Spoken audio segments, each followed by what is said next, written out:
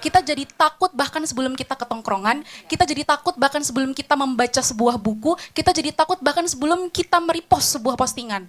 Kita jadi bertanya-tanya dan akhirnya, ini salah nggak ya? Ini bener gak ya? Dinda, kalau bicara soal bikin konten gitu ya, kira-kira tuh biasanya ada nggak sih poin-poin yang biasanya jadi jebakan Batman yang bikin anak muda tuh malah jadi terancam secara hukum? Yang hari ini lagi dibangun itu adalah politik ketakutan. Memunculkan hukum yang seakan-akan aman padahal sebenarnya nggak aman.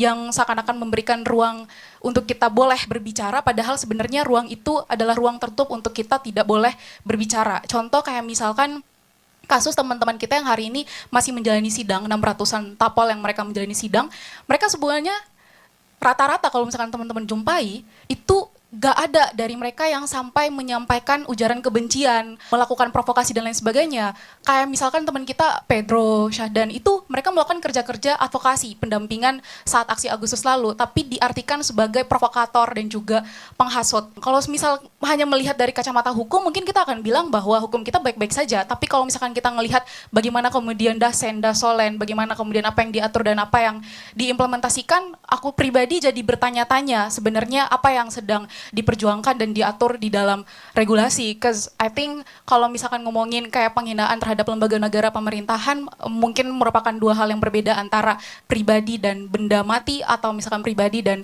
sebuah nama lembaga. Kalau kepentingan umum, kita boleh menyampaikan pendapat untuk kepentingan umum itu tidak akan dijerat, sampai batas mana sih kepentingan umum yang dimaksud. Aku ngerasa bahwa 24 jam kita kayak diawasin.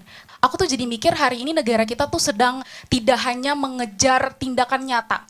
Negara kita bahkan juga menaruh rasa curiga terhadap hal-hal yang sebenarnya wajar. Dengan siapa kita follow-followan, dengan siapa kita berteman, dengan siapa kita nongkrong, buku apa yang kita baca. Dan akhirnya yang terjadi hari ini, politik ketakutan itulah yang terbangun. Misalkan ada teman kita ditangkap karena bersuara atau repost akun, terus kemudian dia dibebasin. Bebas, kelihatan gak bersalah.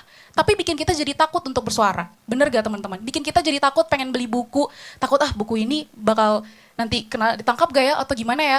Dan akhirnya hal mahal yang dimiliki oleh kita masyarakat gitu ya, gak cuma tentang suara di dunia digital, yaitu solidaritas, itu akhirnya perlahan-lahan diputusin. Diskusi buku riset Indonesia yang dibubarin, buku-buku yang disita, terus kemudian teman-teman kita yang ditangkap hanya karena follow, repost, komen, dan juga bikin status bahkan di second account kayak Laras. Ada upaya untuk memutus simpul-simpul kebersamaan kita.